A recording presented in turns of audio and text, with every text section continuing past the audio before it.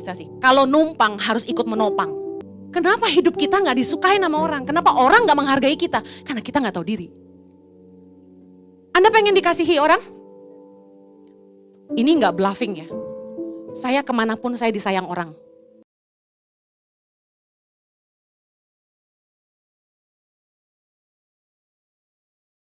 Halo Impact Youth, berdoa kalian selalu luar biasa.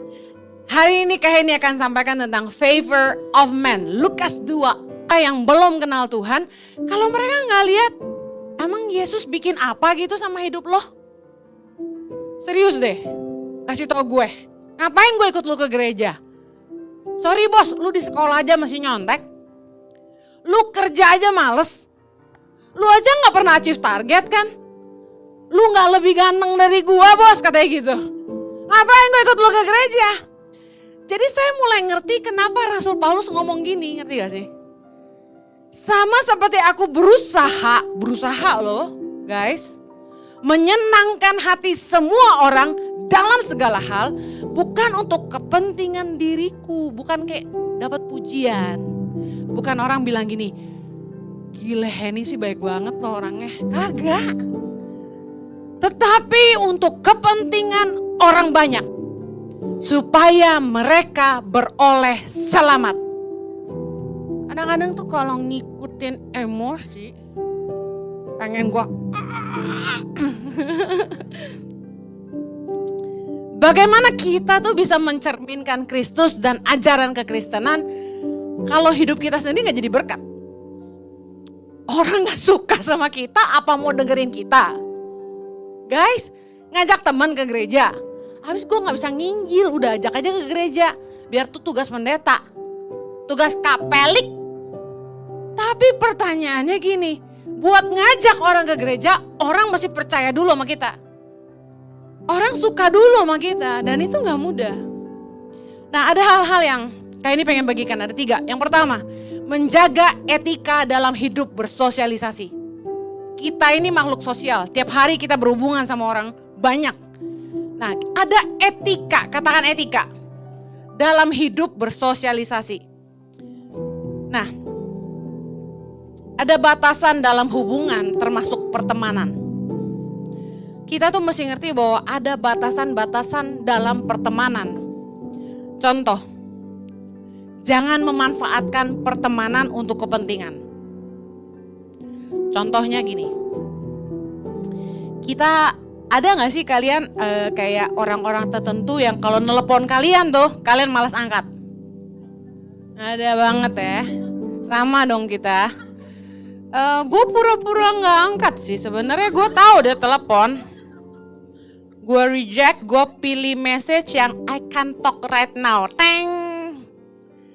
Karena kenapa kita malas ngangkat telepon mereka? Mau ngutang. Ada nama-nama tertentu yang begitu muncul di HP lu tahu. Nggak ngutang nggak cari gue.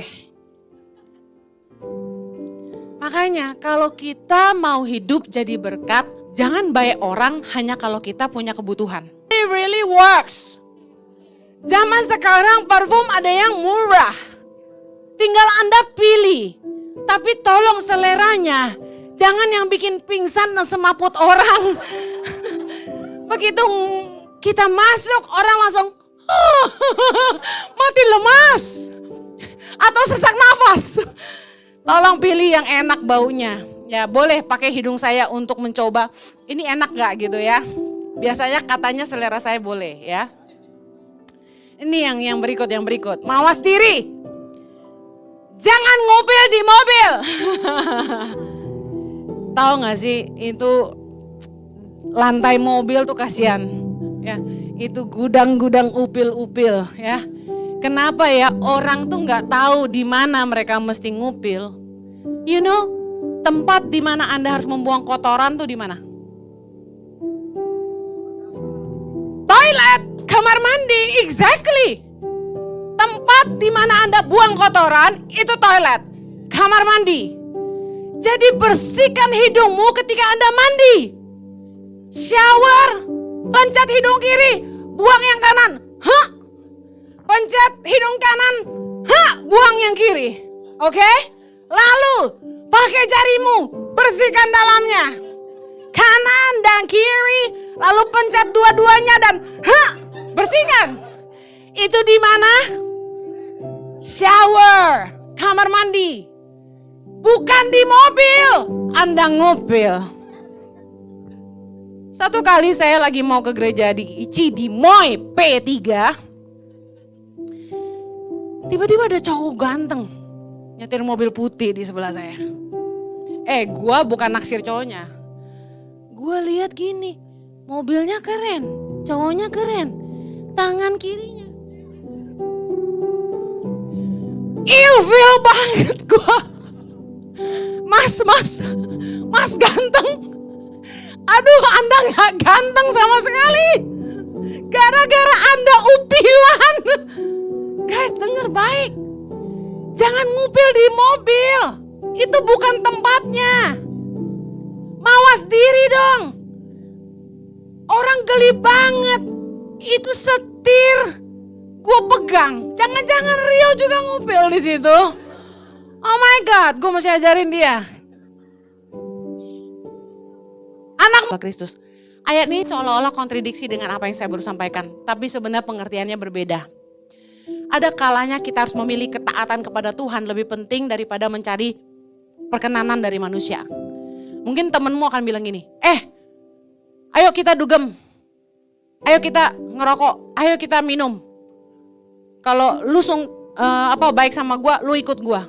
Tapi kadang-kadang Roh Kudus bilang sama kita, jangan. Kita harus berani menolak ajakan teman yang kita tahu itu gak berkenan sama Tuhan. Itu maksud ayat ini. Bisa ngerti maksud saya? Tapi lepas dari itu, kita belajar Yesus aja makin dikasih Allah dan manusia.